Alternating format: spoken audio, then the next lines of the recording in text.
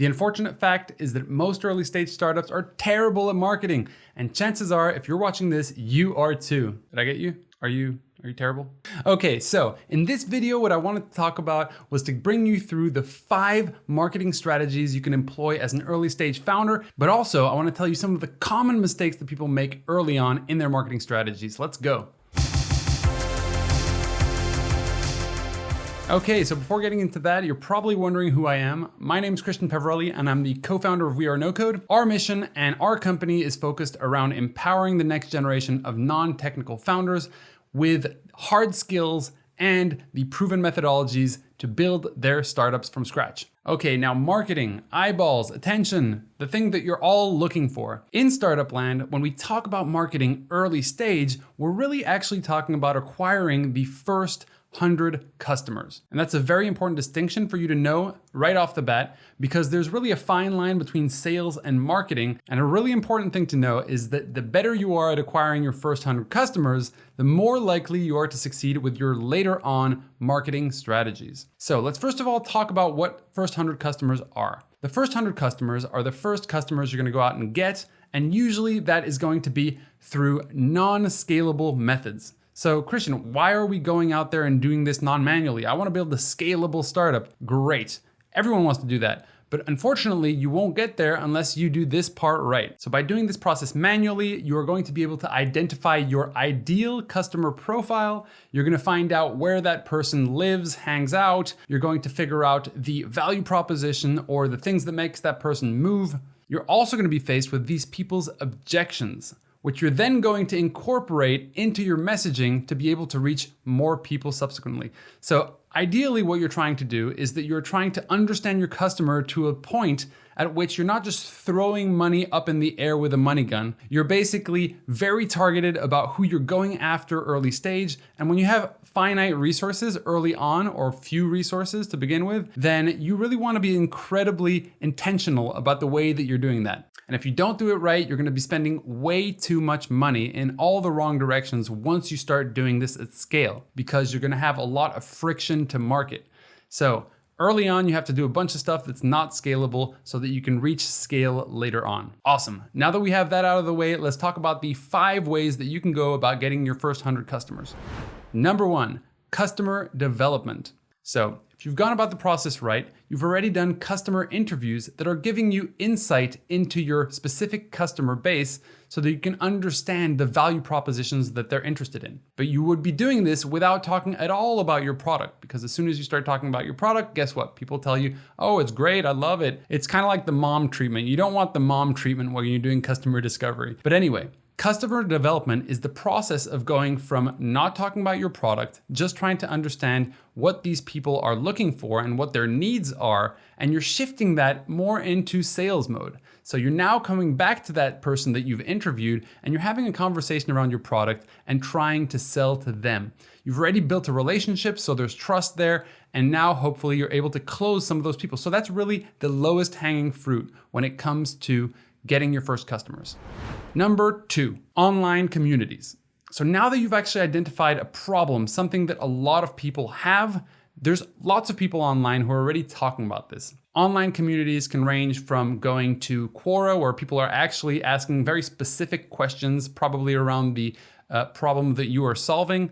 But also you can go to others like Reddit. You can go to ones like Facebook groups, LinkedIn groups, essentially all these online communities that are already having these conversations. You just really need to get in there and start adding value and understanding them. This is going to be a great spot for you to be able to interact with potential future customers. So join those conversations, and when people start talking about that problem, you have a solution to it. So that's when you can start engaging with those people and start actually selling your product. Number 3, personalized LinkedIn outreach. So why do I say personalized? Personalized is really going to be the difference between someone taking you seriously and someone simply ignoring your messages. A lot of people on LinkedIn are doing automated messages. So you probably have felt this before. Someone adds you, you add them back, and then you just start getting this stream of messages of essentially people pitching their product right out of the gate before you've even met. For most people, that's really kind of a turnoff. So I would highly encourage that you do this incredibly targeted. What does that mean? Well, you actually want to create an outreach list find the exact targets that you are looking to go after, research a post that they've made, or potentially an article that they've written, or maybe even a YouTube video that they're in, and you can directly reference that, and obviously a nice little compliment will never hurt. But the idea there is that as soon as someone knows that you're targeting them personally, they're gonna be much more likely to respond to you. And essentially, if you know that those people have a problem, you can target that with a solution to the problem. They may not have the problem, and here the key is to do volume. A lot of people get incredibly discouraged. They're like, I sent 5 messages out, no one answered. Oh, I feel very sad about this. This is a funnel. So think of it this way. If you send out 100 personalized messages, you might have actually half of those people looking at them, so 50 people, maybe 20 people will actually be interested in what you're saying. Maybe 10 of them will actually answer you. You might set up 3 meetings and close 1 deal. So do proper research on who you're targeting and be very personalized about your outreach message. And then follow up, follow up, follow up, follow up. Did I mention follow up? Yeah, okay, do that. Number 4, community building. Essentially, if you start gathering potential customers and adding value to their life by having them interact with each other, but also by creating and advancing the conversations with regard to the domain where you're solving a problem, then suddenly some of those people will transition into being paying customers of your product. So engaging with these people and keeping them close, adding value to their life is going to be very powerful. You can create a Slack channel for that. You can create a Facebook group of your own. You can create a group on Circle, and you can also make them be part of a newsletter, for example, where you are adding value to their life because the topics that you're helping them with are in line with what you are actually going to solve for them.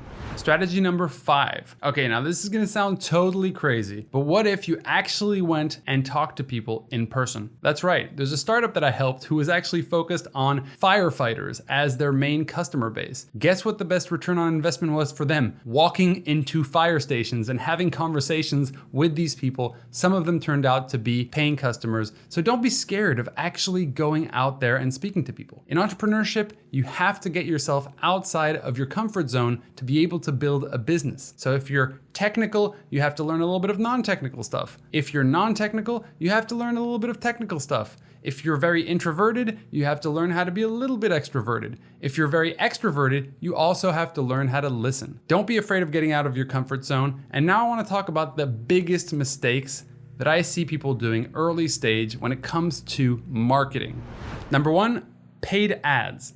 So essentially thinking that you can just go out there and spend a bunch of money on Facebook or Instagram or potentially TikTok is not really the way to go about it, because more likely than not, you're targeting the wrong customer. You don't understand the deep messaging that you have to have with this customer to be able to get him over the pay line. You don't understand the objections that they have, and you're not including those actually in the messaging that you are using for your outreach. And it can just be incredibly expensive. Specifically, when you are not a marketer and you are trying to hire a marketing agency that's gonna cost between $3,000 and $5,000 a month plus ad spend, and usually has a minimum of 3-month requirement to sign a contract. So be very careful. You can sink a huge amount of money by doing this wrong. So paid ads, you could do targeted paid ads with tiny budgets to test different market segments. That's allowed, but anything past that is simply gonna cost way more than it has to. Not to mention the fact that most paid ads are incredibly expensive.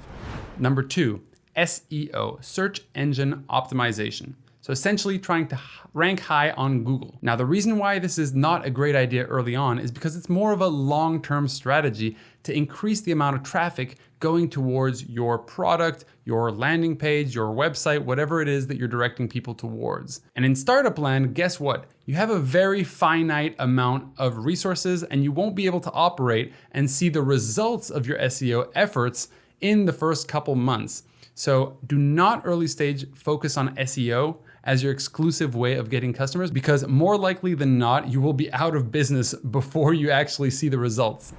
Number 3, organic content marketing. So essentially posting things on Facebook, on Instagram, on YouTube. Again, this is a long-term way of acquiring customers. And it's very effective, but only if you've actually figured out all the steps before. And again, you don't have time, you're a startup entrepreneur. We have to go quick. We have to understand the customer. So my advice for you is focus on non-scalable ways of getting your first 100 customers, and then you will be able to use all of your learnings to have an incredibly powerful and scalable marketing strategy. I hope that was useful. My name's Christian Peverelli. Again, at WeAreNoCode, we teach people how to build startups from scratch without learning how to code and to be able to get their first paying customers. If you'd like to join that, you can go to wearenocode.com. In the meantime, subscribe to our channel, and I'm gonna continue to create awesome or, mediumly awesome YouTube videos to add value to you and to make sure that you're avoiding as many mistakes as possible along your startup journey. Take care and let's go.